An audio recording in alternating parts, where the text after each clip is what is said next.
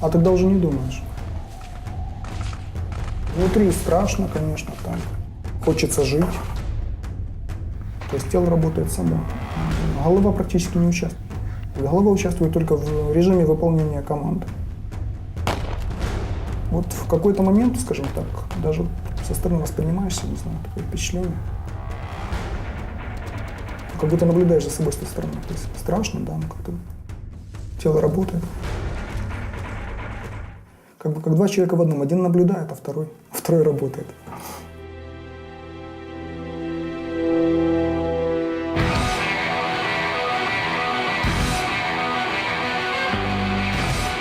Mercenary soldiers have been fighting for profit since the beginning of modern warfare. These days, they make up a highly lucrative industry, raking in over $100 billion each year. We set out to meet some private military contractors and learn how they operate. So we started by visiting their annual summit in Washington, D.C. I'd like to welcome everybody to IPOA's 2007 annual summit. The International Peace Operations Association is the private military industry's trade and lobby group. It represents over 40 private military companies from around the world. We are not decision makers. We don't decide which peace operation is going to take place, which stability operation is going to take place. In the next 2 days, we're going to bring together experts from all the key stakeholders active in conflict, post-conflict, and post-disaster environments. This will be largely on the record. Should also emphasize we have members of the press here today. Two of the industry's largest firms, Blackwater and DynCorp, have been in the news in recent years for their activities in Iraq and elsewhere. But there remains a global network of companies operating almost entirely under the radar. The use of contractors in conflict, post-conflict environments is not new. I mean, even in the U.S., just in recent history, I mean, since World War II, you had 700,000 contractors, you know, and then in Vietnam, you had 80,000 contractors at one point. In the Balkans, we had more contractors than soldiers. Private military firms are engaged in hotspots all over the world, from Colombia to Somalia to Chechnya. In Iraq alone, there are currently more than 100,000 contractors. We met up with one contractor who's been on the ground as a soldier for hire in conflict zones around the world, most recently in Iraq and Afghanistan. Woody Mister is a retired Navy SEAL.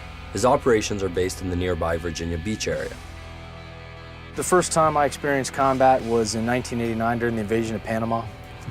We went to Albania, Kosovo. I spent some time in Sierra Leone. The first mission as a contractor was a soldier for hire mission. Then 9/11 kicked off and I ended up going to Afghanistan. I was pretty much one of the first guys downrange there as well. Prior to 9/11, you had to be in kind of a small circle of people to get good jobs because there wasn't a whole lot of them out there. And of course the pay was nothing compared to what it is right now.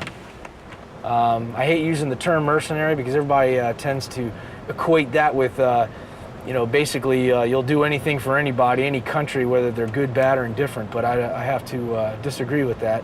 There's a lot of good soldier for hire jobs out there. There's a lot of Western countries that are willing to contract work out so that you can assist in their endeavors. You actually are right there side by side with those military guys, assisting them in the types of support that they need. Those types of jobs are rewarding. If you're going to get hired for a contract or a mission and you've put together a team of guys, and this is where you would come to do that type of training. First is the isosceles stance. It's a strong arm stance. And without training, obviously they're no better than just playing video games. You come in, you're stand up. This type of environment is a good training environment. It all depends on the type of job you're training for. Military contracting these days is always focused on Iraq and a lot of the infrastructure that's being protected. But there's training endeavors, there is soldier for hire endeavors, there's things going on all over the place. But with a lot of companies, sometimes rules get broken. How much you get away with is all dependent upon the situation. In America, you're subject to a lot of scrutiny, a lot of types of things, you know, auditing, and you know, we have a little thing here in America called the Constitution that some countries just don't have. As the global war on terror escalates and the private military industry expands its reach, many companies have been forced to comply with stricter regulations. Others have simply shifted their operations to regions beyond the reach of international law, so-called gray areas, where their activities remain relatively unchecked.